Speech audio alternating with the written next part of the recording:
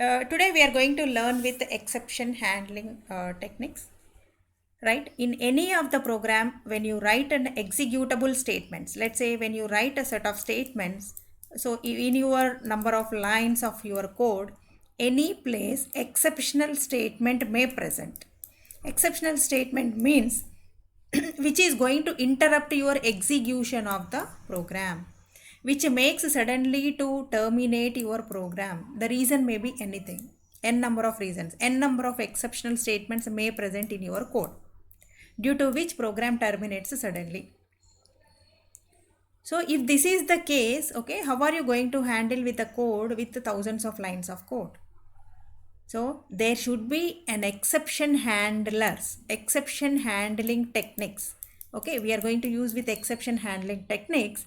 Okay, whenever there is an exception present in the code, it has to be handled properly. Means some message should be conveyed to the end user, and which should not lead to the abnormal terminations.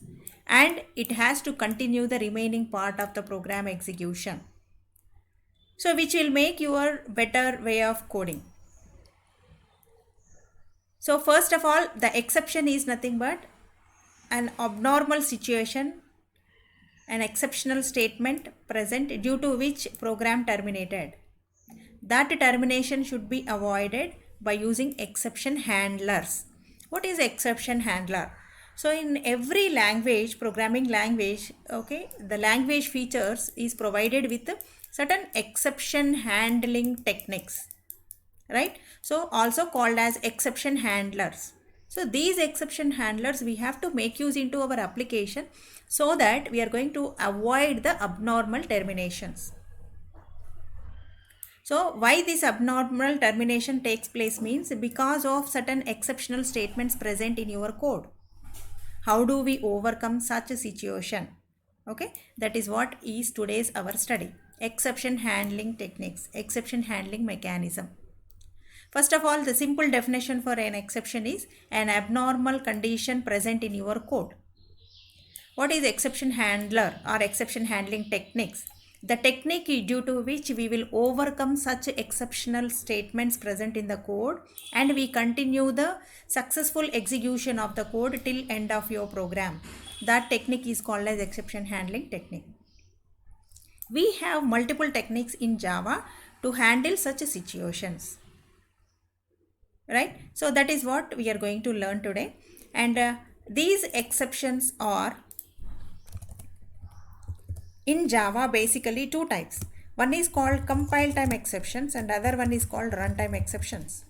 So both the exceptions are coming from your hierarchy called as the exceptional hierarchy in Java is the super class is called throwable. Throwable is a superclass. This is from java.lang package, and again it is a subclass of your object class. And this throwable is having two subclasses called as error and exception. Errors are cannot be handled. Like there are certain errors in Java called as assertion error, virtual machine error.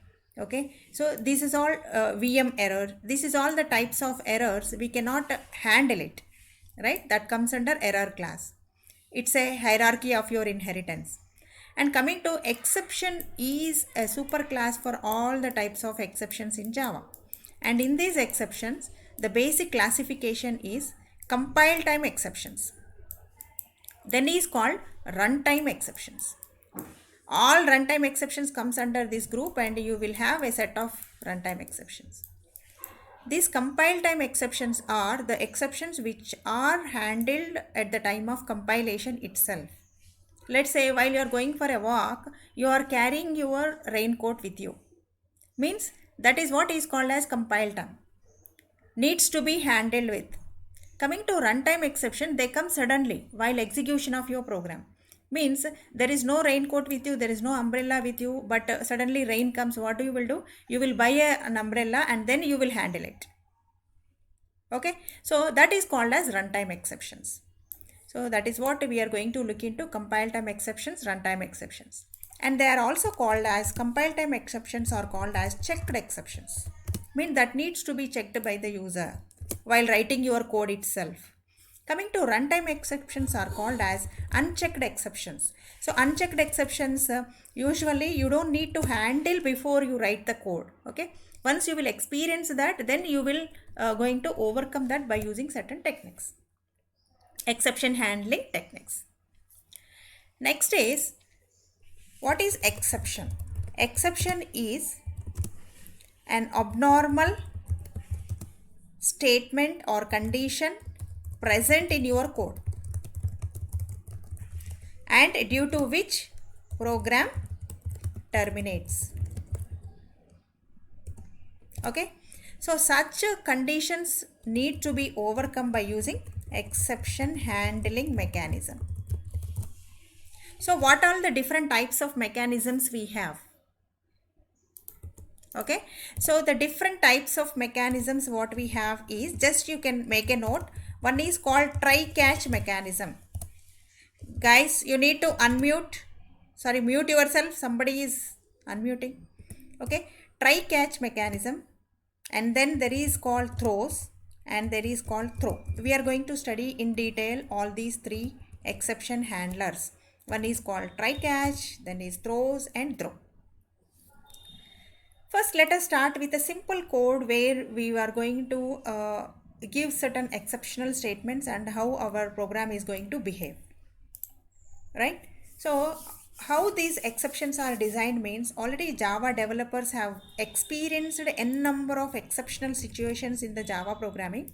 So, they designed this hierarchy. So, exception is a class before which we have got called throwable, right? Throwable, then exception. In exception, we have got, okay, compile time exceptions, runtime exceptions. All these exceptions are already experienced by Java developers who designed your language, and they have named for each exception as with some name. One is called arithmetic exception. It's a predefined class which is already designed, so it's a predefined exception. Again, null pointer exception, array index out of bounds exception, string index out of bounds exception. Likewise, you have n number of exceptions.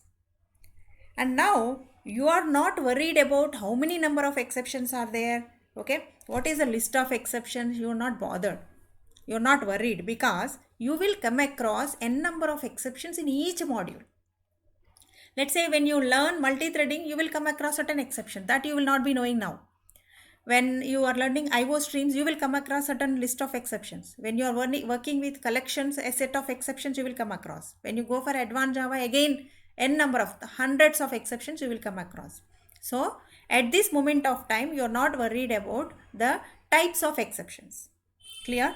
We will see basic types of exceptions, but there are n number of predefined listed exceptions are present in our language, java.lang package. Right? Java.lang, we have throwable. Under the throwable, we have exception. In the exception, we have compile time and runtime. Compile time is called checked, runtime is called unchecked. And out of this number of exceptions, how many are there? What are the names? You don't worry about. Especially non-IT people, you don't worry about that. But how to handle that situation present in your code, you have to learn today. Second is compile time exceptions. It means while you are writing your code itself, it will not allow you to proceed. So such exceptions are called as checked exceptions. So these checked exceptions are also, there is list of checked exceptions, class not found exception, interrupted exception, file not found exception. Those things are detected early stage of your application before you compile the code. So you have to handle it. Means in the rainy season, you have to carry your, okay, if you are going by a bike to office, every day you have to carry your raincoat. It's a checked exception. Clear?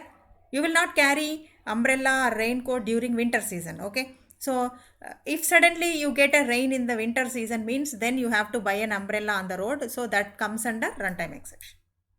Clear, guys? This is what is the basic classification of exceptions. Let us now dive into our example. So first I am going to write a simple code, write int a equal to 10 by 0. Right? I just wanted to print, okay, my result a.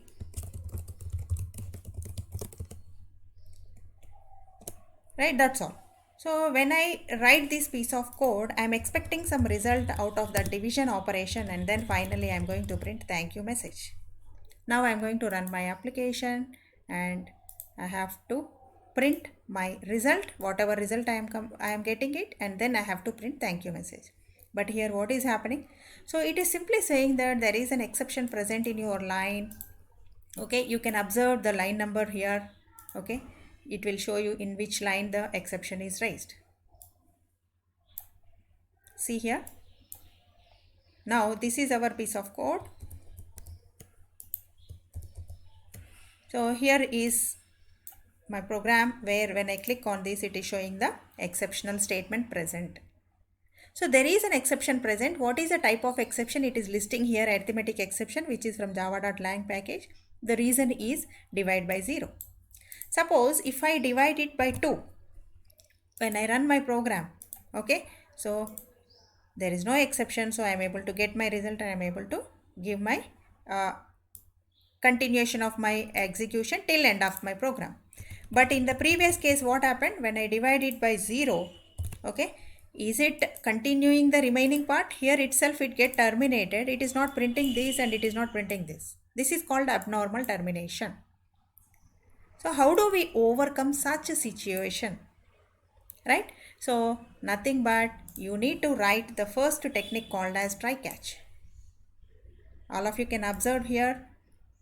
Let's say I'm just try. Try is a block where you need to write all executable statements. And if at all any exception present in this, means anything went wrong, it is unable to handle it, then there is a block called catch block.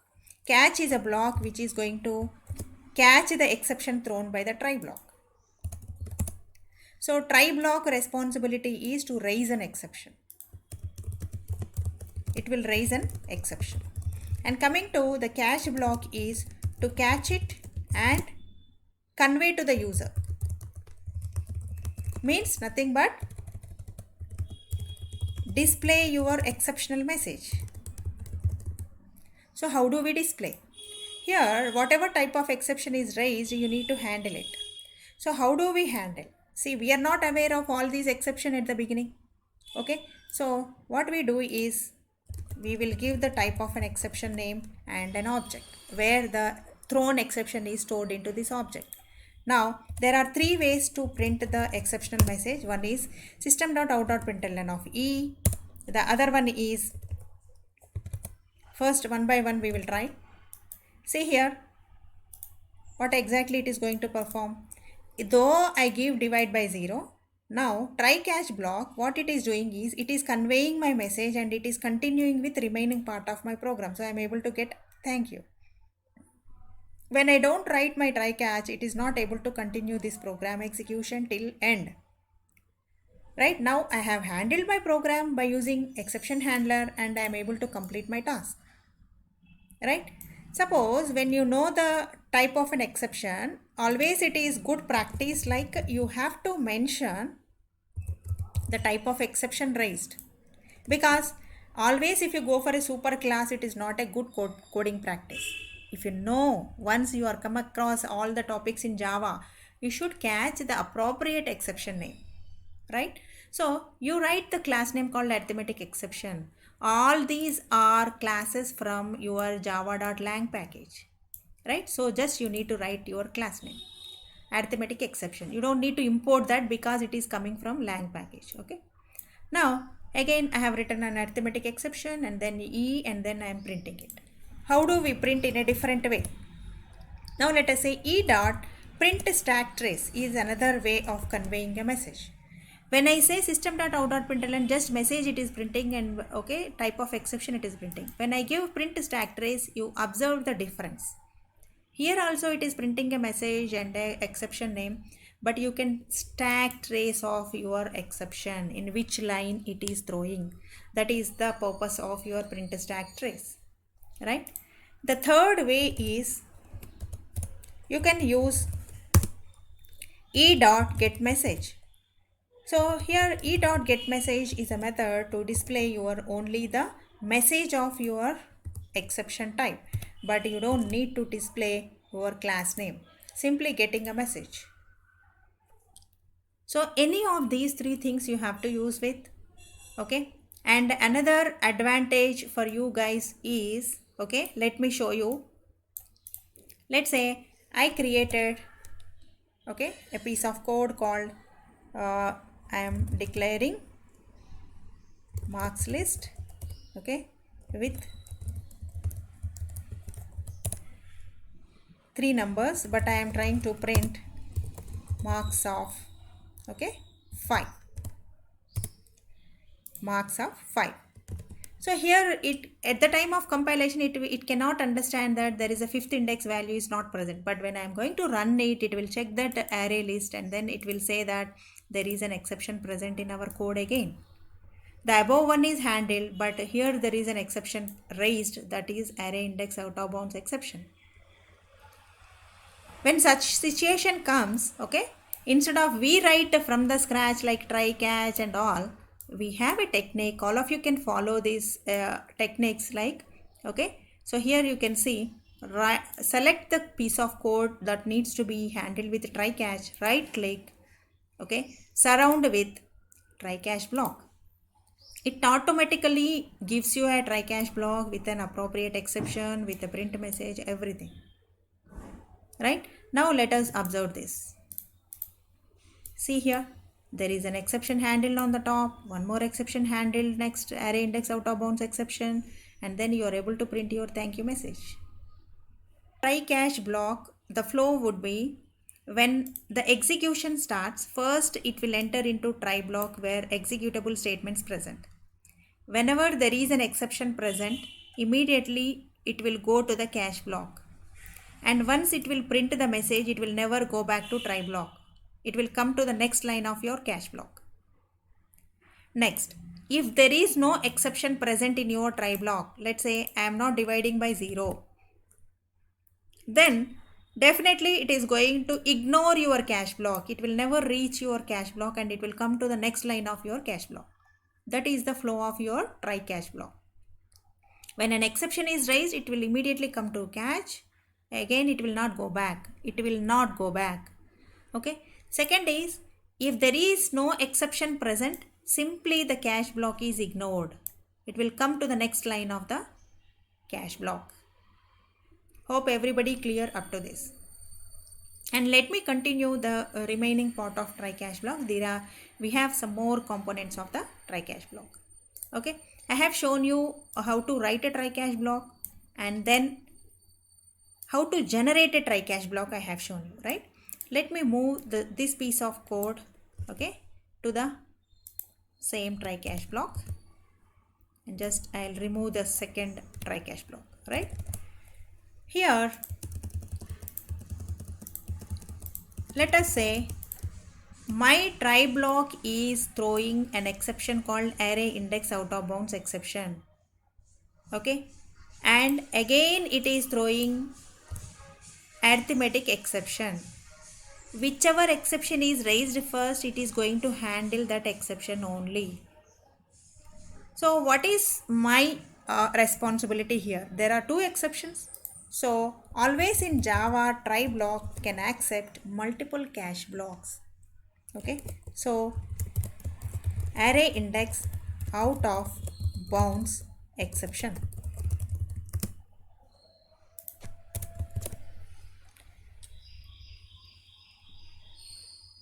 Array index out of bounds exception, again you give an object for that, and then you write e.print stack trace or e.get message, anything you can give. So this is called as, okay, try with multiple catch. Multiple catch blocks can present. And again, if you come into like advanced versions of Java, we can have, okay, instead of writing try with the number of catch blocks, we have an option. You need to explore on this part. I am insisting you go for self-read. Okay. What is the improvement in Java try catch blocks? I can just give you an example called, like I can give OR symbol here, pipe symbol here, and I can write the multiple cache blocks, okay, like this, and I don't need to write this part. Clear, guys? So the old version we are writing like this, but we can write the number of caches like this. You just need to explore on this part. Okay, so why are we writing, okay, multiple cache blocks when there are multiple types of exception, right? When multiple types of exceptions present in my code, I need to handle all the types of exception. So we can write number of cache blocks for a single try block. This is always possible, which is called as try with multiple cache. Once the try with multiple cache is, we are able to handle it. Let us see now. Let us say you are having only 3 numbers into array. You are trying to print 5th index value. So definitely it will come here. Will it go to the next line? No, it will never go.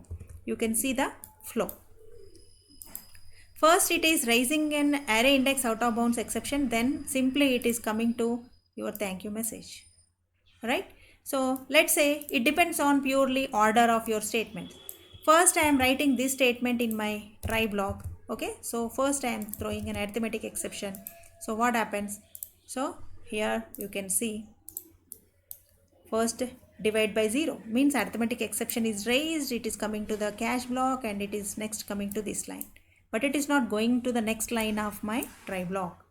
It means though you write multiple cache blocks, if your code is throwing multiple exceptions, whichever exception is raised first, it will caught first and it will never go back, right? That is try with multiple cache. And why do we write multiple caches? Means in different instances, let us say when I give runtime values, instead of give 10 by 0, I'll take some runtime value through scanner and I'll give some xy values here. Here also I'll give an index value at runtime value. Based on the runtime inputs, one time this may be raised, this may not be raised. Another time this may not be raised, this will be raised. So I am writing my multiple cache blocks. But I am not guaranteed that all the exceptions are caught at a time. So that is a problem. So the solution is, okay, nested try cache block. Observe carefully all of you, nested try cache block. It means always in a one try block, we can write any number of try cache blocks. First I am handling arithmetic exception. So let me handle there itself. So I am printing my result of my arithmetic operation in the same first try block. Okay, and I'll write my cache block of that particular inner try there itself. It should be properly nested, right? When you write a nested try caches, it should be properly nested. So I am writing a nested try cache, and then there is a cache, again exceptional statement called arithmetic array index out of bounds exception. I am having an outer cache, inner cache, right? Now I'm going to run this my program. So now at our logic, it is going to throw both the exceptions. So I need to handle both. So write nested try catch. So this is called, it is throwing both. Now this is how you can handle with the number of exceptions present in your code, which is called as nested try catch. You need to explore on this part. Okay, how do we handle it? How do we nest it? You need to properly nest your cache immediately after try. And you're not supposed to write anything between try and catch. You try it practically. Okay, if you write, it will not accept. Okay, don't write anything between try and catch. Catch should be immediately followed by try. And finally, with the try catch blocks, there are few more points called a finally block. Finally is a block which is optional. It's not mandatory. So far we are not writing, right? So it is optional. And the purpose of this finally is any of the resources you use in a try block. For example, in future we are going to use a database connection. We are going to use files. We are going to use sockets, means network programming. Whenever you are going to use such resources in your executions, it's your responsibility that you need to close them. So to close the resources, to release the resources, okay, we use this finally block. And don't write any business logic. Business logic should not present. Okay, because we are not going to write any kind of actual logic of your code in a finally block. Okay, not a business logic. Even in the cache block also, responsibility is only to handle, okay, exceptional messages, not to write any logic over here. All the logic should present only in your try block. Try is mentioned for executional statements. Catch is for handling the exception, that's all. Finally block is just to release the resources you have used into your logics, and it is optional, right? This is called as try catch finally. So in a try catch we have got the types: try catch, try with multiple catches, try with nested try catch, and try catch finally block. And there are some interview questions, there are some MCQs based questions. See, you can observe carefully. When we write with try with multiple catches, means I have for outer catch, array index, out of bounds, exception. Let's say I have some other catch, right? So whenever you write multiple exceptions, right, means multiple catch blocks, always you should maintain the order. What is the order you have to maintain? Okay, order is first you write a subclass exceptions. At the end you should write a superclass exceptions.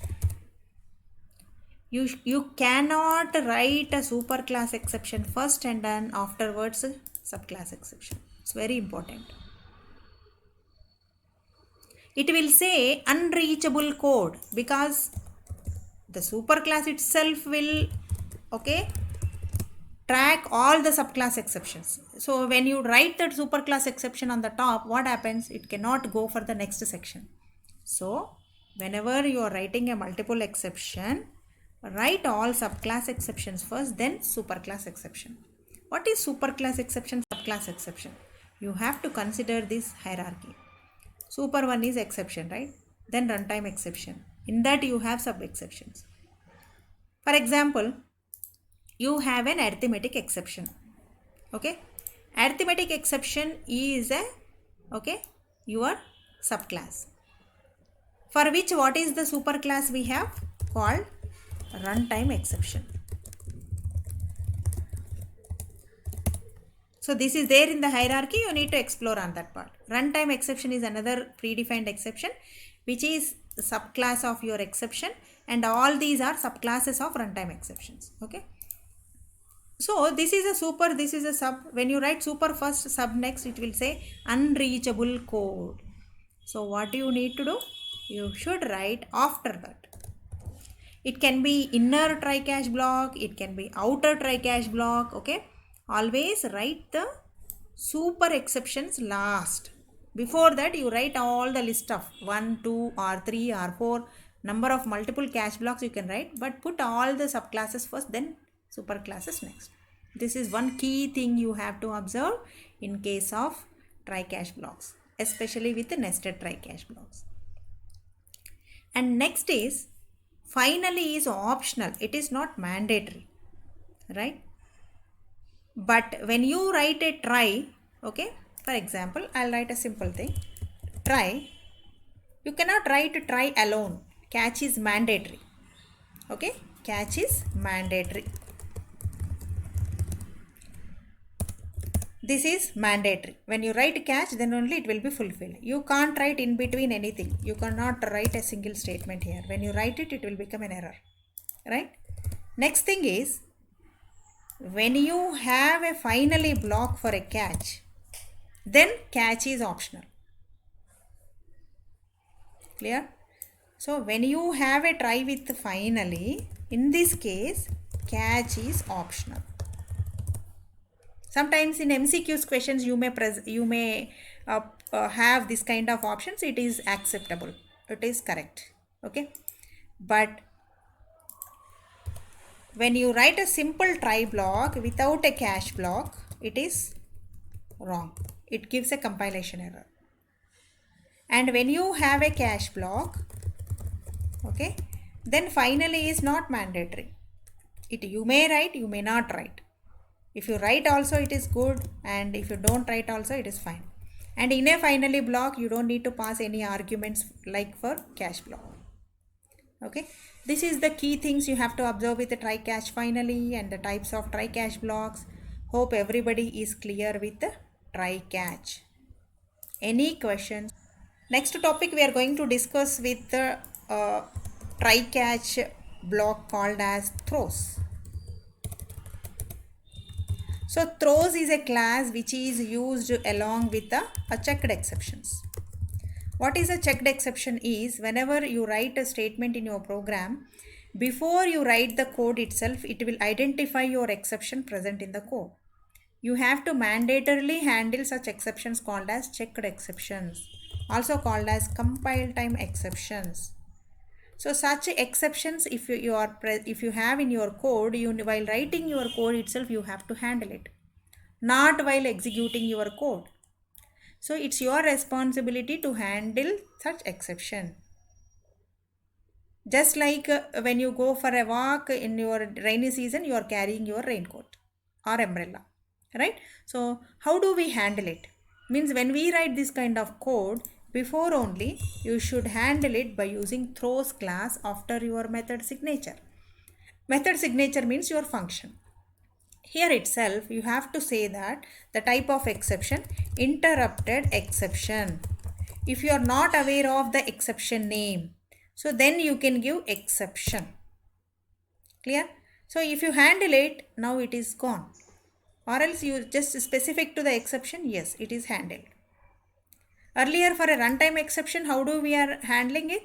We are handling it with a try catch. Try and catch is suitable for runtime exceptions. But for checked exceptions, we use throws. Then what is the syntax of throws? Let us say we have, okay, public void get EMI, some function you are calculating called get EMI function, in which, okay, you need to perform with double, okay, simply I'll say that thread.sleep of 500 milliseconds. Whenever I say thread.sleep, okay, it is going to throw an exception in my function. While you are writing a function itself, if you observe that there is a checked exception, you need to handle it well before. Means you should write throws after your function. This is called as handling of your checked exceptions. So checked exception should be always handled through throws class. If you don't write throws means, then you have to also can handle it with the try catch block. That is also possible. But instead of writing this entire try catch block, the simplest way is throws. So remember, throws is always suitable for compile time exceptions or checked exceptions. And always throws should be given only after your function. Okay, after your function, throws keyword and then this. Let us say my function, it can be main, it can be user defined function, any function can have throws. Next, I am handling my interrupted exception in my function, but I have one more checked exception in my program. Let us say in a runtime exceptions, we can have multiple exceptions, arithmetic, array index, so I am writing nested try catch. Similarly, when I have multiple checked exceptions in my function, so throws allow you to write multiple checked exceptions. So this comes under IO exception. Okay, you can see here, okay, you can observe here it is going to throw an IO exceptions. So you can write it here called IO exception. You need to handle it. Suppose any one you are handling, other will again will be showing your exception. So you have to handle it. And here in the hierarchy, these things, IO exception, okay, file not found exception, class not found exception comes under interrupted exception, comes under checked exception. Earlier we were doing runtime exceptions. Now we are working with checked exceptions. All checked exceptions should be handled with throws. That's what we are doing it here. Now here you can see, you can write this exception in any order. The order can be anything, right? So actually this exception is, okay, file not found exception. It is a subclass of your IO exception.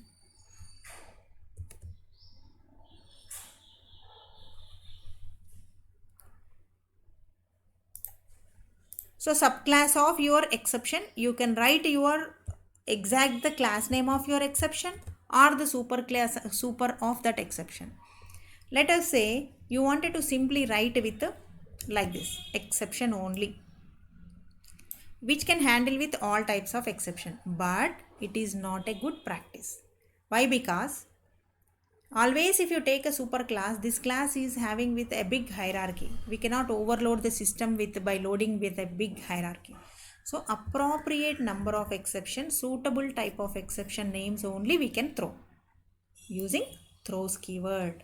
This is the purpose of throws keyword. Suitable for checked exceptions, compile time exceptions. It should be given only after function signature, and then we need to write any function tomorrow you are going to write for your application. Let us say you are going to test for, okay, public void get product is a function. Let us say your get product function is not able to, okay, return your product due to any reason. It can be, you can write your own exception, and then you can say that product not found exception. You can do like this. Okay, we will see how to write our own exception and how to use it. But while writing your function itself, at the design of your function itself, you have to write this kind of checked exceptions. Clear, guys? The difference between runtime exceptions and checked exceptions, and how do we use throws. Clear? Next, in place of throws, there are some key points, okay, that you will not find in the textbooks. Just you need to practice it and you have to experience it. Few more points I would like to explain. When a function is throwing some exceptions, and when that function is called by the other program, it means, let us say get EMI function is throwing this exception, right? I wanted to call that function here or in some other class also, okay? How do I call that? Let's make my function as static function. If it is a static, the advantage is what? We can call that function directly, right?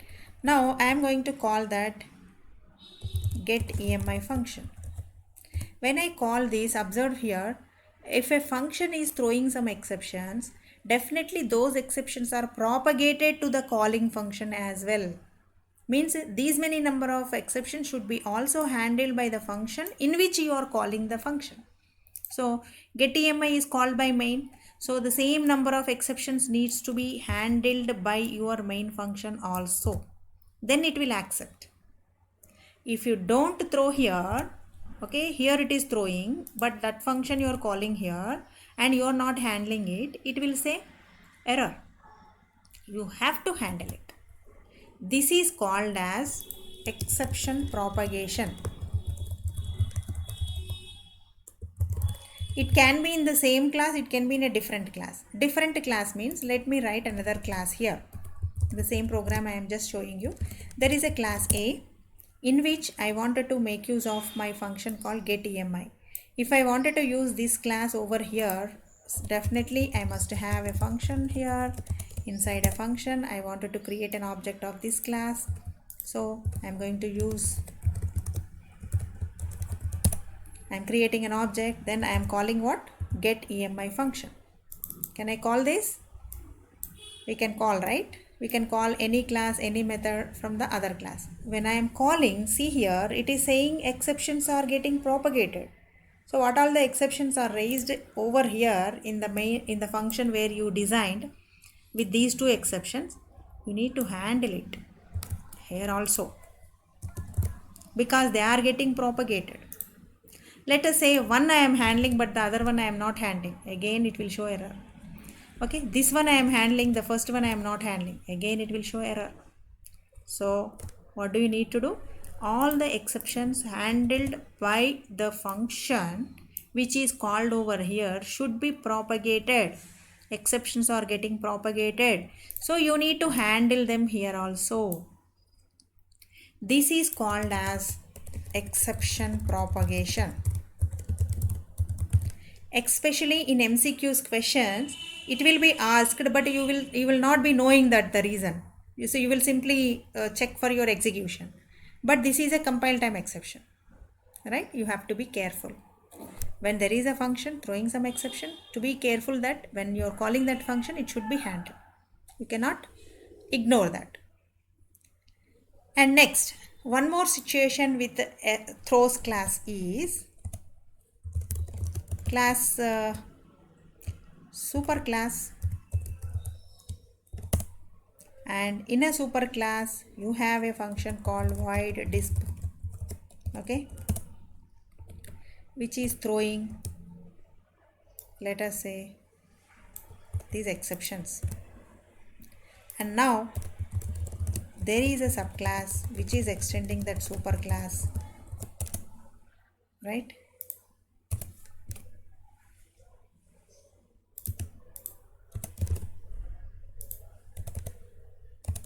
Actually the thing is super is a keyword, you don't use that name, give super one, okay. Now there is a subclass which is inheriting that. Now whenever you are inheriting, can we override it? We have overriding feature, right? We are overriding that function. When we are overriding, okay, you need to remember that, let us say this is throwing IO exception, okay, but I am throwing different exception here, interrupted exception, because here I am using threads, here I am using files. So here I need this and here I need this, but it will not allow you. In case of overriding, if a superclass function is throwing certain exceptions, same exception should be handled. You can't throw the other type of exception. If the same exception is thrown, it will allow you. If you are throwing different types of exception, it will not allow you. Remember, right? Let us say if the super is throwing number of exceptions less than that you are throwing, means I am throwing only one, yes, it will accept. Either this or this you are throwing, it will accept. But more than that it will not allow. Okay, this is another point you have to remember. Otherwise, the purpose of this throws is same like what we are discussing here. Purpose of throws is when some exception is raised here, you have to handle it. Instead of writing a try catch, we write a throws. But you need to remember that when you are overriding, make sure that the superclass method is throwing certain number of exceptions. Same number of exceptions should be thrown here, not more than that. Can be less than that, but it cannot be more than that. That's all about. So the next is throw class. We are going to learn about throw.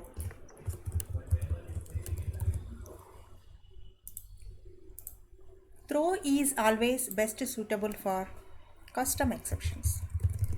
So far what we were discussing is all our predefined exceptions. Arithmetic exception, array index out of bounds exception, string out of bounds, index out of bounds exception, okay, null pointer exception, interrupted exception, IO exception, all those are predefined. But let us say according to our application, our class may throw exception during our application execution. So it's our responsibility that we need to define our own exception. Let us say I'm going to have a class called account. In my account class, okay, the parameters is account holder name and the amount is balance, okay, and I have a function called void withdraw, and I have another function called deposit, right? So this is the functions we have, in which, okay, in my account class also I have called a double get balance function.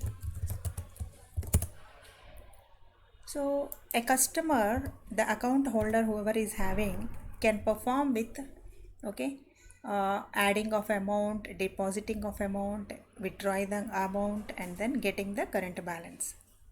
To perform these many operations, okay, let us say I am performing a deposit method. Let us say my balance amount is static, opening balance is, let's say, 5000, and here initially it has some amount that is going to be returned. Okay, so initially my balance amount is 5000. Now what I do is I'll do deposit. Where do I call my deposit method? Let us say here account equal to new account, and then a dot deposit method. When I take a deposit method, I am passing some amount called a deposit amount, right?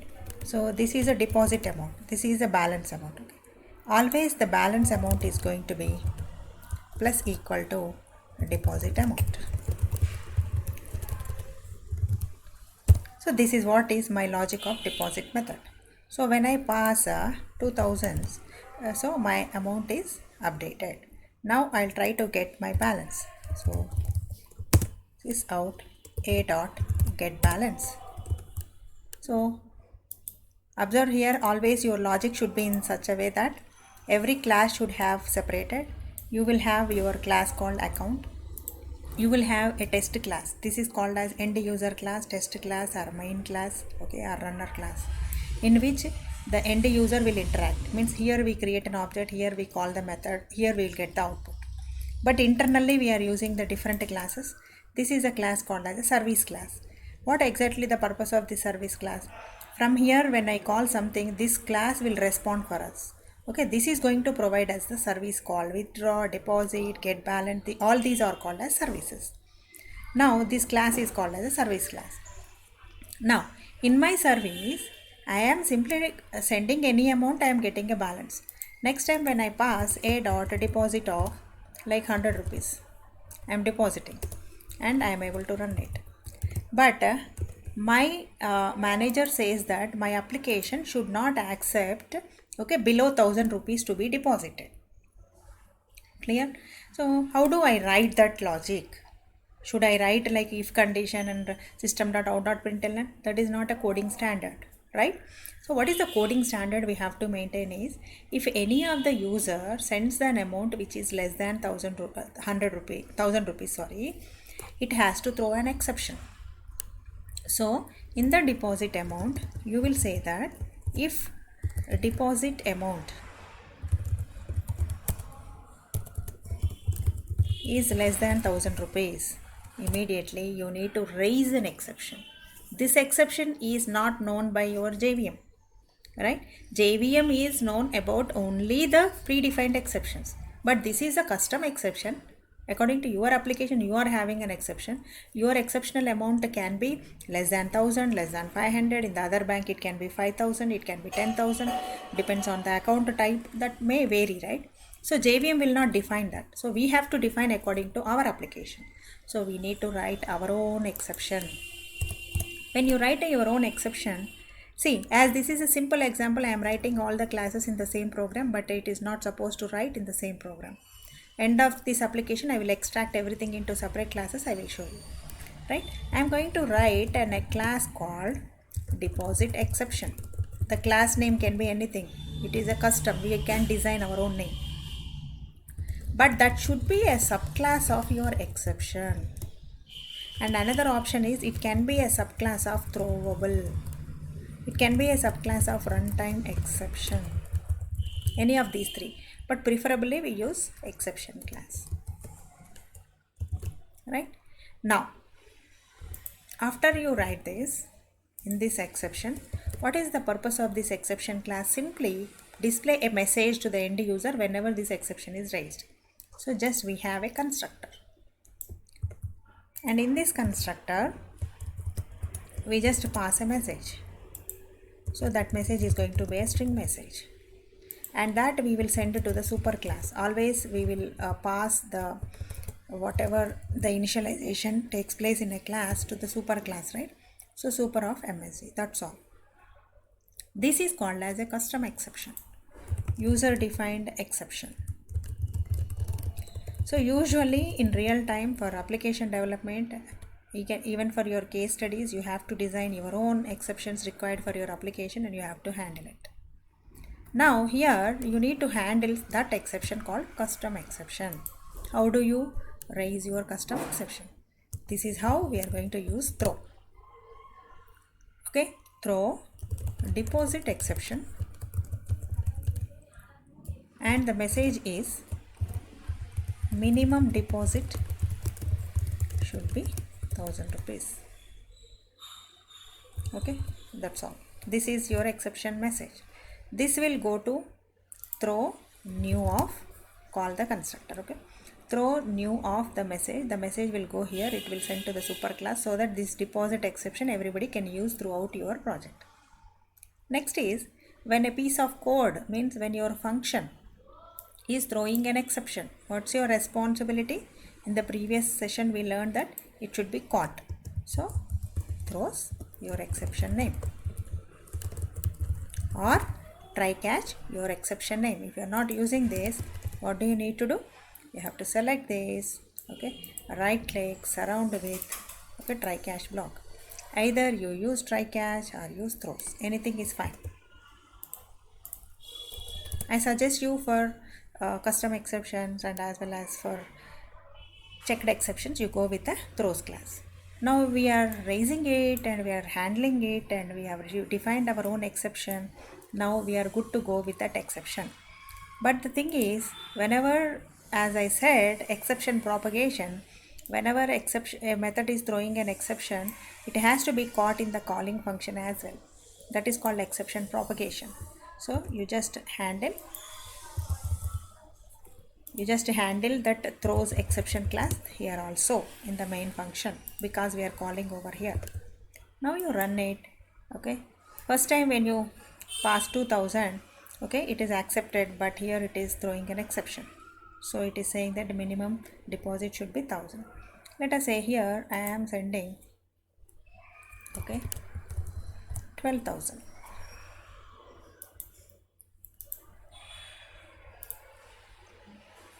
Now there is no exception raised, right? This is how we need to write our own custom exception by using throw class. Okay, you can write this else.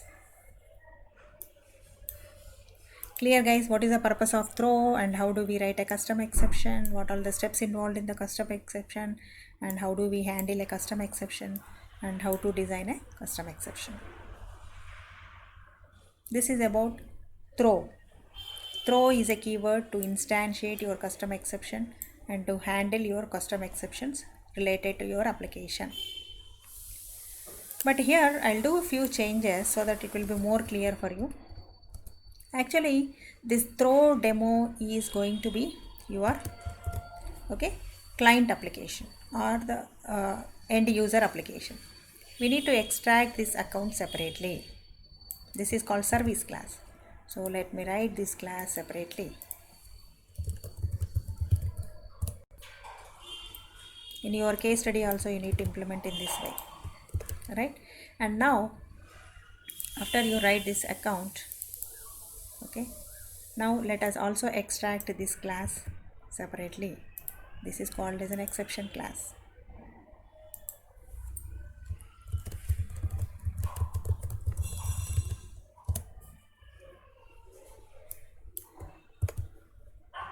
Right, there is an account class and there is a, right, a deposit exception class, and then in the throw demo we are going to call it. This is called end user application, test application, or a client application. Means the end user will call this. Coming to account is called as a service class, where it is providing certain services called deposit service, withdraw service, get balance service, right? And then this is an exception class where we are going to handle it, okay, custom exception, our own exception. In this fashion, let us say in my application, While withdraw also, I cannot withdraw less than 500 rupees. You can write a logic here. Write another exception class, write it and get the balance accord. As actual withdrawal logic is going to be simply like balance minus equal to withdraw amount. And here withdraw amount you need to pass as an argument to your withdraw function.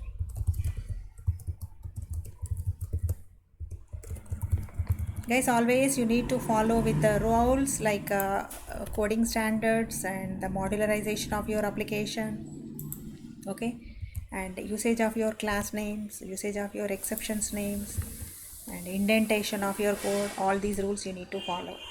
It is very strict.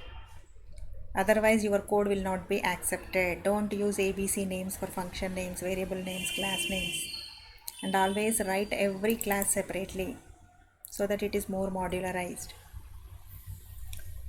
So now the thing is package structure. We can't write again our service class, exception class, test class, right? In the same package. So let us maintain, okay, a package structure. I'm going to create a package called com dot. This is exceptions, right? So exceptions dot, okay, test class or a client application. So this is my client package. So what do I send into that client package? I'll move this over here. Don't get confusion, just I am changing the package names and class names, that's all. So in my com.exceptions.client program, my client application is this. Next, I need to have another package called com.exceptions. Okay, service. What is my service? Here is account. So I'll just move my service to account class to service package. Now this is my account. It is into my this package. And now is one more package called com.exceptions. Okay, util, or else you can say exceptions. Exception is also fine. Yeah. So in this package, what do I write? I write my exception classes. It means when we write exceptions only in the exception package. Here this package will contain all the exceptions related to our project. It can be withdraw exception, deposit exception, balance exception, invalid user exception, user not found exception, okay, registration fail exception, login fail exception. You can write any type of custom exception here. But all exception classes, whenever we design, we write just a class that should extend exception. Otherwise, it will treat like a normal Java class. But whenever we extend an exception class, it will become an exception class now. As every exception should display a message, we write a message to the constructor of that class and we will pass to the superclass. This is the steps to create an exception class, custom exception. Then this is the custom exception we are going to use in the service class. So how do we use? Just we are throwing that exception, right? So we need to import that package here. But whenever you are importing, what do we need to do? We have to make it as public class and a public constructor, right? So then it will be accepted over here. So now as usual, the account class, withdraw, deposit, the same functions we are calling it, but we are importing the deposit exception from appropriate package. Done. What is the third class? Let me change this program name as client application. So refactor, rename, use client, right? So now my program name has become client and it is a client which is going to call the service. Service will make use of your exception indirectly. And now here we have to make again our account class also public. If it is not public, we cannot access here, right? So we are using it. And the get balance method, make it public.